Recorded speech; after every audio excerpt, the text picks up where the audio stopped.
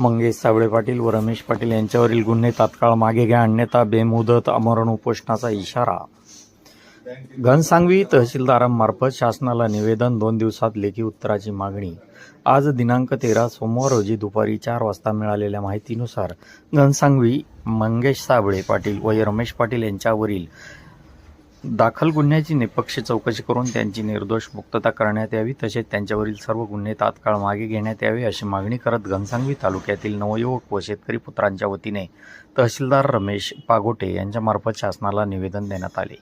मागणी मान्य न झाल्यास तालुक्यातील युवक व शेतकरी पुत्रांच्या सहभागातून तहसील कार्यालयासमोर बेमुदत आमरण उपोषण करण्यात येईल असा इशाराही निवेदनातून देण्यात आला आहे.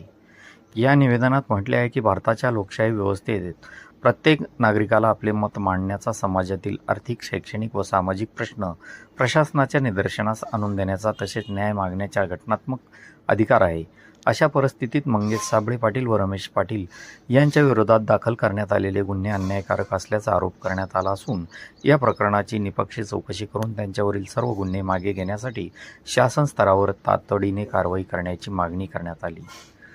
या संदर्भात पुढील 2 दिवसात वरिष्ठ कार्यालयाशी पत्रव्यवहार करून त्याचा लेखी माहिती देण्यात यावी अशी ही मागणी या निवेदनातून करण्यात आली. अन्यथा तारीख व वेळ निश्चित करून तालुक्यातील सर्व नवयुवक शेतकरी पुत्र तहसील कार्यालयासमोर बेमुदत आमरण उपोषण सुरू करतील असा स्पष्ट इशारा यावेळी देण्यात आला आहे. उपोषणादरम्यान कोणताही अनुचित प्रकार घडल्यास त्याची सर्वस्वी जबाबदारी प्रशासन, तहसील कार्यालय व संबंधित यंत्रणेशी राहील असेही निवेदनात नमूद करण्यात आले आहे. या निवेदनावर सतीश रामनाथ कदम, दीपक भुतेकर, गजानन उगले, ज्ञानेश्वर उडान, विक्रम देशमुख आणि पुरुषोत्तम उडान यांच्यासह अन्य नागरिकांच्या स्वाक्षऱ्या आहेत. आपण पाहत आहात लोकतुफान डिजिटल न्यूज. वृत्तनिवेदक विजय शिवगजेसह मुख्य संपादक अशफाक पटेल, जालना.